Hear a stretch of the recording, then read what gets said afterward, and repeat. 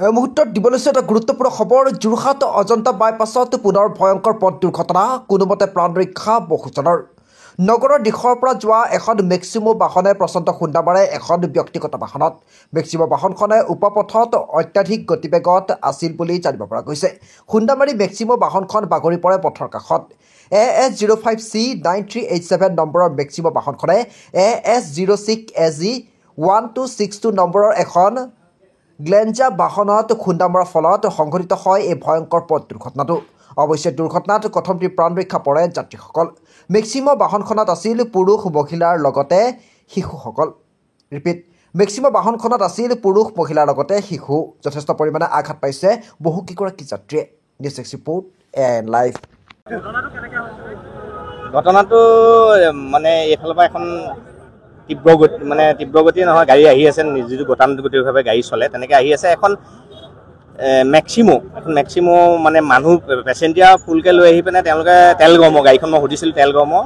তেওঁলোকে মেডিকেল কলেজলৈ আহিছিলে পেচেণ্ট চাবৰ কাৰণে তেওঁলোকৰ গাড়ীখনে ইমান জোৰত এখনত খুন্দা মাৰি ডাইৰেক্ট তাত সোমাইছে মানে আৰু তাৰপিছত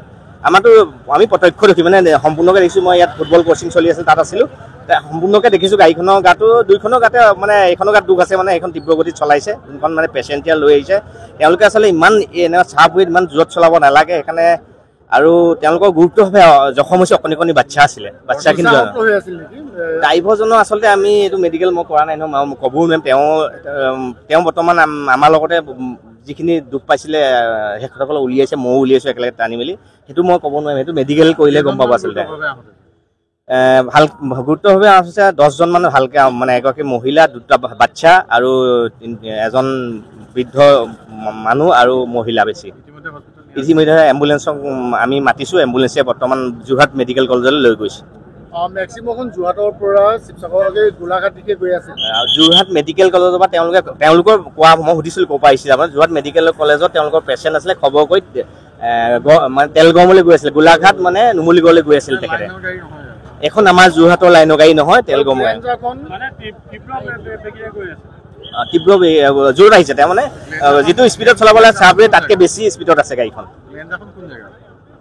কোনখন এইখন আমাৰ ওচৰতে তেখেতে একেবাৰে বাচ্চাটো ইয়াত পঢ়ি আছে তেওঁক নিবলৈ আহিছিলে আচলতে তেওঁ ইমান জোৰত মাৰিছে তেওঁ যদি এইফালে নেকাটিলেহেঁতেন তেওঁ আচলতে প্ৰাণ মানে গ'লহেঁতেন মই ভাবিছোঁ আমি দেখিছোঁ সেইকাৰণে প্ৰত্যক্ষ দেখি আমি ধুনীয়াকৈ আমি কেইজনমান মানুহ আছিলে আমি তাতে ফুটবল কোচিং চলি আছে তাৰপৰা সম্পূৰ্ণকৈ ধুনীয়াকৈ দেখিছোঁ মানে দ্ৰুত ইণ্টাৰনেট দ্ৰুত সংযোগ এতিয়া এমনেট ফাইবাৰ ফাষ্টৰ সৈতে বাফাৰ নহয় স্পীড উড়াত নয়ন ইনফৰটেকৰ এমনেট ব্ৰডবেণ্ড ব্যৱহাৰ কৰক 3 মাহৰ ফ্ৰী ইনষ্টলেশ্যন পোৱা যায় মাত্ৰ 342ৰ পৰা অসমৰ প্ৰতিটো ঘৰত দ্ৰুত ইণ্টাৰনেট এমনেট ফাইবাৰ ফাষ্ট আপোনাৰ লগত অনলাইন কাম খেল আৰু বিনোদন একে ইণ্টাৰনেটত সম্ভৱ আপোনাৰ স্পীড আপোনাৰ পছন্দ 30 Mbps-ৰ পৰা 155 Mbps লৈ এতিয়া ধীৰ ইণ্টাৰনেটক বিদায় দি ফাইবাৰ ফাষ্ট লৈ আহক অসমত প্ৰথম দ্ৰুততম ইণ্টাৰনেট সেৱা MS নয়ন ইনফৰটেকৰ পৰা নতুন যুগৰ নতুন স্পীড ফাইবাৰ ফাষ্ট ঘৰলৈ যিকোনো খবৰ বিজ্ঞাপনৰ বাবে যোগাযোগ কৰক 7896121996